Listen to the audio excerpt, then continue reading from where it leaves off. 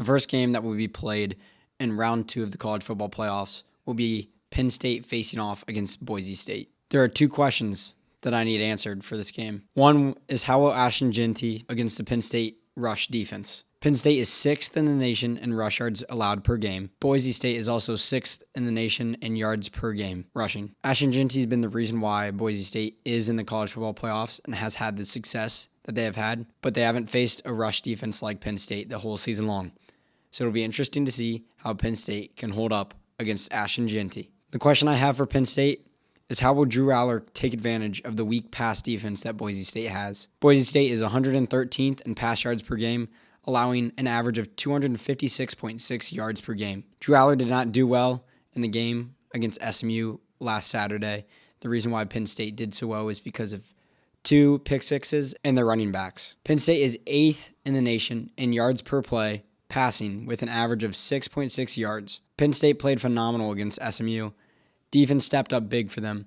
Like I said, getting 2 pick sixes and 3 total interceptions, along with that pressuring Jennings to having one of the worst games he's ever had in his career. He had a QBR of 13 and had very little success on the offensive side of the ball, only allowing Jennings to have 1 touchdown the whole day. Penn State offense, on the other hand, took control from the very beginning.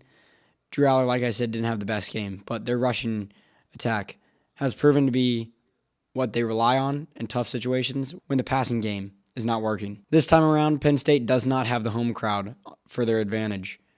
But with that being said, this will be a challenging game for Boise State, mainly on the defensive side of the ball for what I've mentioned.